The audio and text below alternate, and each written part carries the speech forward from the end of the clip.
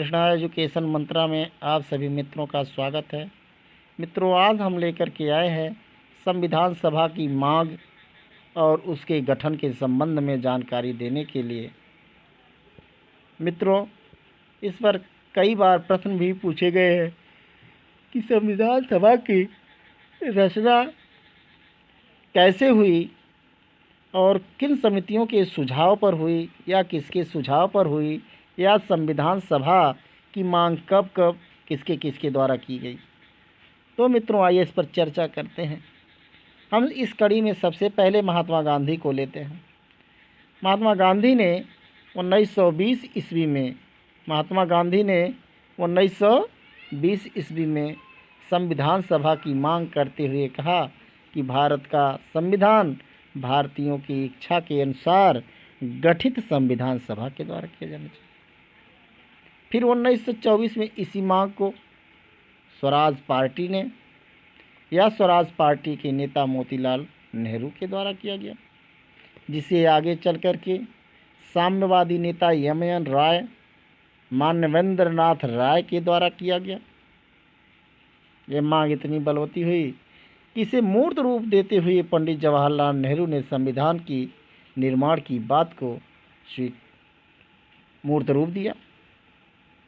आगे चल कर के ब्रिटिश गवर्नमेंट को इसके विषय में एक कमीशन का गठन करना पड़ा और यह कमीशन स्टैफर्ड क्रिप्स की अध्यक्षता में किया गया, जो 1942 ईस्वी में भारत आया। यानी 1942 में स्टैफर्ड क्रिप्स की अध्यक्षता में यह कमीशन भारत आया, जिसे स्टैफर्ड या क्रिप्स मिशन कहा गया। इस क्रिप्स मिशन ने भारत के संविधान के लिए गठित संविधान सभा की मांग को स्वीकार किया, परंतु इसमें अनेक दोष होने के कारण यह भारतीय नेताओं के द्वारा स्वीकार नहीं किया गया। अंत में 19 फरवरी 1946 को ब्रिटिश सरकार को घोषणा करनी पड़ी और उस समय प्रधानमंत्री इटली ने अपने 3 सदस्यों को, जिनमें lord Pethick Lawrence, Stafford Cripps, A B. Alexander, 3 सदस्य कौन कौन से थे? ब्रिटिश पार्लियामेंट के सदस्य, और ये ब्रिटिश मंत्रिमंडल के सदस्य थे। और ये तीनों, जो कि lord Pethick Lawrence, Stafford Cripps, A B. Alexander, Italy के मंत्रिमंडल के सदस्य थे, भारत आए और भारत की राजनीतिक समस्याओं के समाधान के लिए रूपरेखा प्रस्तुत की और प्रयास किए। इन्होंने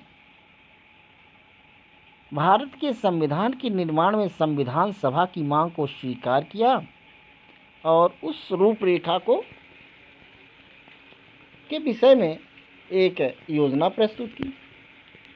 इस योजना में उन्होंने 389 सदस्यों की एक संविधान सभा की बात को स्वीकार किया और उन्होंने कहा कि जो 389 सदस्य संविधान सभा के लिए चुनकर के जाएंगे, इनका चुनाव जनसंख्या के आधार पर होगा और प्रत्येक सदस्य के लिए 10 लाख जनसंख्या को निश्चित किया गया। यानी 10 लाख की जनसंख्या पर एक सदस्य चुनकर के जाना था। और इनका यह सुझाव जो है कैबिनेट मिशन सुझाव कहा गया है, कैबिनेट मिशन कहा गया या कैबिनेट मिशन की योजना कही गई। इन्होंने 389 जो सदस्यों की बात थी उसको 3 भागों में बांटा। यानी कैबिनेट मिशन ने जो योजना प्रस्तुत की, उस योजना में संविधान सभा के लिए सदस्यों की संख्या कितनी थी? 389 थी।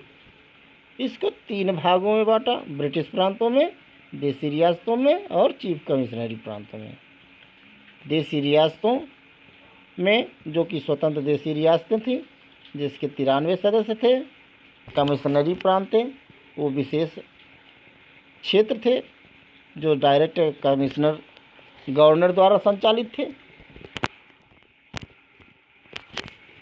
इसके 4 सदस्य चुने जाने थे या मनोनीत किए जाने थे। ब्रिटिश प्रांत जो ब्रिटिश गवर्नमेंट द्वारा संचालित थे। तो मित्रों, इस तरीके से 389 सदस्यों से बनने वाली जो संविधान सभा थी उसे 3 भागों में बांटा गया था और यह सदस्य 10 लाख की जनसंख्या पर एक सदस्य का चुना जाना था। इस प्रकार से यदि हम देखें मित्रों तो उस समय भारत की जनसंख्या कितनी थी, तो 389 में 10 लाख का गुणा करने पर जनसंख्या प्राप्त हो जाएगी। मित्रों, आगे इस कड़ी में हम और चर्चा करते हैं।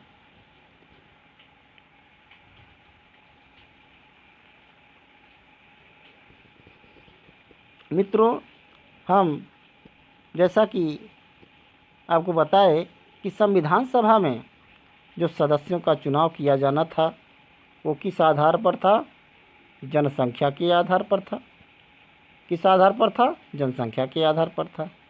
कुल कितने सदस्य चुने जाने थे? 389 सदस्य चुने जाने थे। 389 सदस्यों में 292 ब्रिटिश प्रांतों से थे, 93 देशी रियासतों के थे, 4 कमिश्नरी प्रांतों से थे। ठीक है।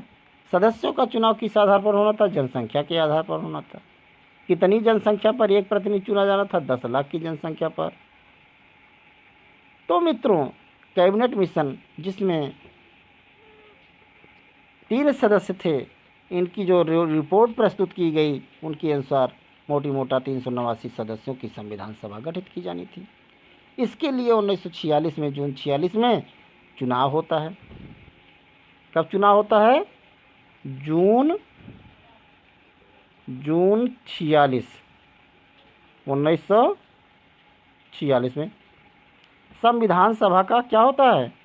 चुनाव किया जाता है, जिसमें मुस्लिम लीग प्रमुख पार्टी होती है। उसे सिर्फ 389 सदस्यों में से 73 स्थान प्राप्त होते हैं। मुस्लिम लीग अपनी इस दुर्दशा को बर्दाश्त नहीं कर पाती और संविधान सभा के गठन का विरोध करती है और वह संविधान का सभा का बहिष्कार करती है और अपने लिए अलग संविधान सभा की मांग करती है, जिसका मूल उद्देश्य रहता है पाकिस्तान का निर्माण। लीग ने संविधान सभा का बहिष्कार किया और पाकिस्तान के लिए अलग संविधान सभा की मांग की। इस प्रकार से मित्रों, संविधान सभा का विभाजन हो गया।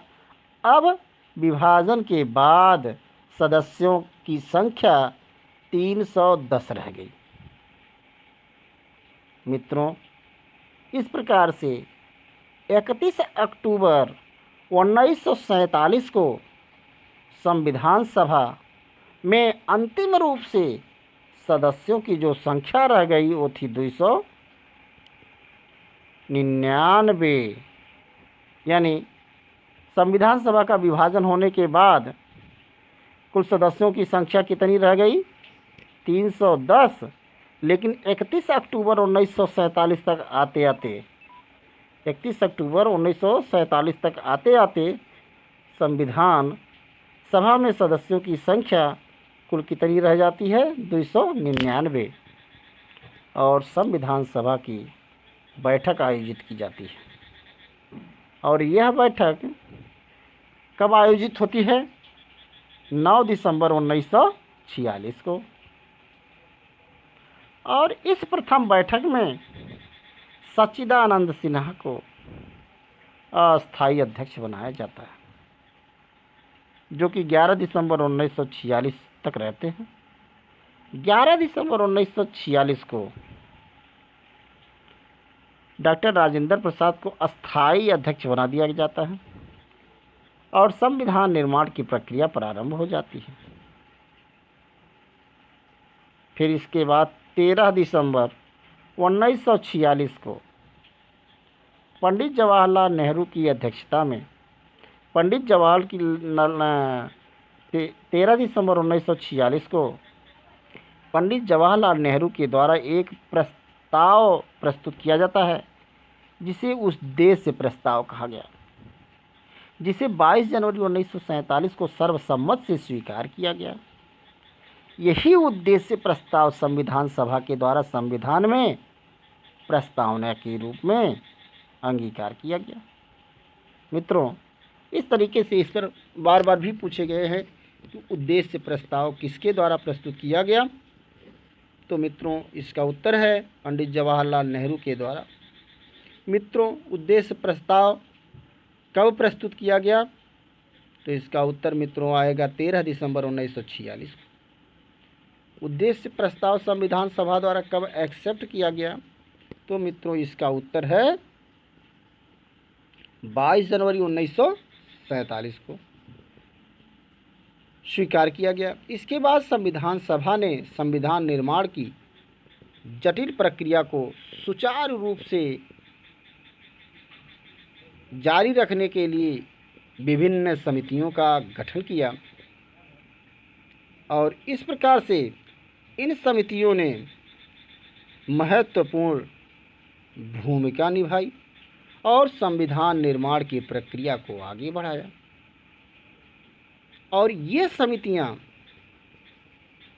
जो थीं इन्हें दो भागों में बांटा गया।